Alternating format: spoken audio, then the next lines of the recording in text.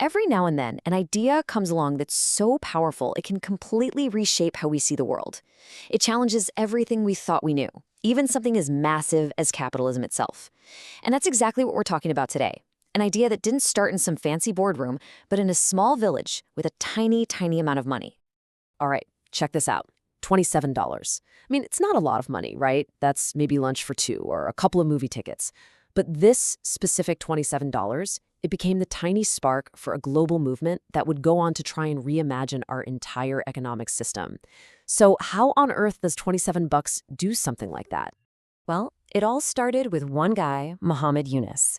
It was 1974, during a horrible famine in Bangladesh. Imagine this. He's a professor of economics, teaching all these complex, elegant theories in a classroom, and right outside his window, people were literally starving. So he decided to do something. He took that $27 out of his own pocket and loaned it to 42 people in a village called Jobra. His goal wasn't some grand plan to change the world. Nope. He just wanted to help the people in his own backyard. But here's the thing. That one simple act, it accidentally uncovered something huge. Yunus started to realize there was this massive, fundamental flaw in the way we think about our whole economic system. Kind of like a giant blind spot in the theory of capitalism. So what was this flaw? Well, at the heart of his argument is this really fascinating idea. He basically said that capitalism is built on this totally one-dimensional idea of what a human being is. This profit-maximizing machine, like a money-making robot that's only driven by selfish needs. But come on, that's not us, right? We're way more complicated than that. Sure, we have selfish interests, but we also have this incredibly powerful selfless side. And our economic system, it just completely ignores that part of us. And this brings us to this incredible analogy he uses to explain poverty. He argues that poverty isn't some kind of personal failing. It's not that people are lazy or don't have talent. He says poor people are like bonsai trees. You take a seed from the tallest tree in the forest. There's nothing wrong with the seed, right? But if you plant it in a tiny little pot, it just can't grow. The system, he says, is that tiny pot that stunts their potential. Okay, so if the system's the problem, what's the solution? Well, you have to introduce that missing piece. And that's exactly what Yunus did. He came up with this whole new kind of business, one designed from the ground up to tap into our selfless side and solve real human problems. He called it a social business.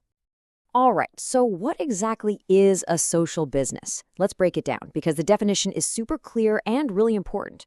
First off, it's a non-loss, non-dividend company. It has to be financially sustainable, right? It's not a charity. It needs to cover its own costs. But, and this is the key, its entire reason for existing is to solve a problem. Investors, they get their original investment back. And that's it. No profit, no dividends. The payoff isn't money. It's seeing the problem actually get solved. And what's cool is that the model is really flexible. There are basically two main flavors. Type I is pretty much what we just talked about. Investors own a company that's laser-focused on a social issue. But then there's Type 2, which is also just brilliant. This is a for-profit company that is owned by the poor themselves.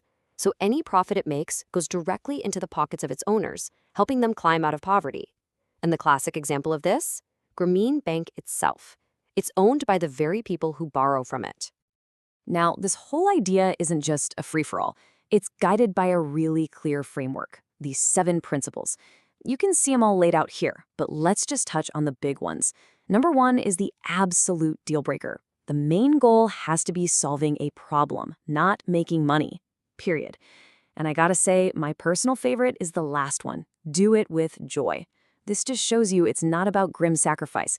It's about finding real fulfillment and solving problems together. Okay, so this all sounds amazing in theory, right? But the big question is, does it actually work in the real world?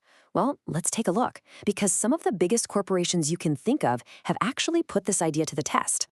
So the first huge test case was this joint venture between Grameen and the massive food company Danone. And their mission was so clear and so powerful. They wanted to fight child malnutrition in Bangladesh by creating a super affordable yogurt packed with all the nutrients kids were missing. But, real life is messy. It was not a smooth ride. Pretty quickly, the business slammed into a major crisis. Global food prices went through the roof, the price of milk literally doubled, and suddenly they were losing money on every single cup of yogurt. Now, a normal company, they probably would have just packed it in. But a social business plays by different rules.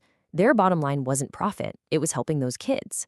So they adapted. They redesigned the product into a smaller, even more affordable version just to make sure they could keep their mission going. And this wasn't just a one-off. The idea started to spread like wildfire. You've got Veolia, the huge water company, partnering to bring safe drinking water to villages. BASF, the chemical giant, helping make affordable mosquito nets to fight malaria. Get this, Adidas even got in on it, designing a shoe for less than €1. And Intel is using its technology to help with maternal health care. What all this proves is that this isn't just about yogurt. This model can be aimed at pretty much any problem you can think of.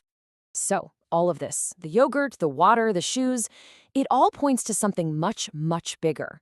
These are all just pieces of the puzzle. And the final picture they're trying to build, well, it's incredibly ambitious. See, the real point here isn't just to have a few nice do-gooder companies on the side. It's about redesigning the entire economic machine. It's about building a whole new track in our economic system, one that runs on our selfless instincts, totally focused on fixing the problems that the profit motive has either created or just plain ignored. So what's the end game in all of this? What is the world that Yunus and this whole movement are trying to create? What does winning actually look like?